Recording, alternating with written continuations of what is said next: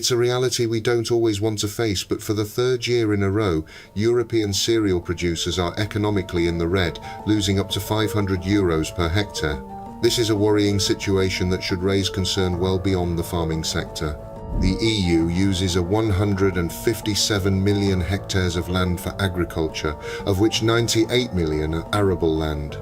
Out of these, more than half are used annually for cereals production, making cereals by far the EU's main agricultural output. I am focusing on cereals, but similar problems can be seen for all arable crops like sugar beet, potatoes, or oilseeds. If cereals disappear from rotations, consequences would be severe. Crop diversity would collapse, leading to more pests, resistant weeds, and depleted soils. Here's the kicker. European wheat yields are among the highest in the world, averaging 5.4 tons per hectare, compared to just 3.6 tons globally. Losing this productivity wouldn't just hurt farmers, it would weaken Europe's food security and geopolitical standing. So, what's driving this crisis?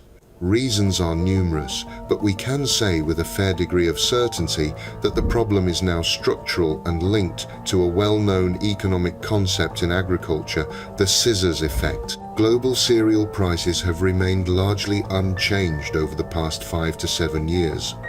Meanwhile, production costs in the EU have skyrocketed. Since 2020, the cost of growing common wheat has jumped between 20 and 45% in most member states. This is a major factor behind the negative margins we are currently seeing. Number one driver behind this: fertilizers. 5 years ago, a ton of urea cost €260. Back in November last year, it was 470, almost double.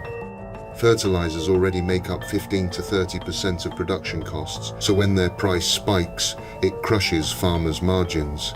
This surge in fertilizer prices stems from the war in Ukraine and higher gas prices for production, and was further worsened by extra tariffs on fertilizers from Russia and Belarus, increasing prices by 10 to 15% across all sources.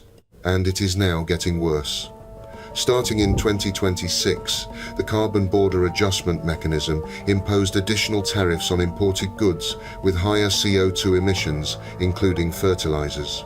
In January and February alone, due to the implementation of the CBAM, prices increased by 10 to 15% compared to November 2025.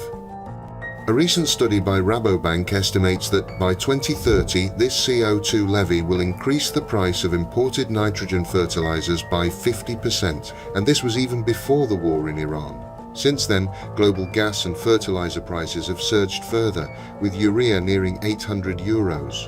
Taken together, these developments are creating a truly unmanageable situation.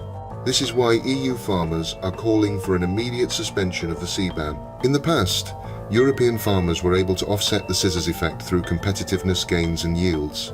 Yet, for the past 10 years, while cereal yields have increased globally, EU yields have stagnated, at best. Main driver behind this: weed and pest pressures. These affect cereals, but also all main crops such as rapeseed or potatoes. Managing them requires a combination of good farming practices and targeted effective plant protection products. Yet, the number of available products is shrinking fast, with fewer products available and no viable alternative substances. Other solutions, like electric or laser weeding, are still years away. Without action to preserve existing solutions, by 2033 EU farmers could be left with no effective weed management options for winter cereals.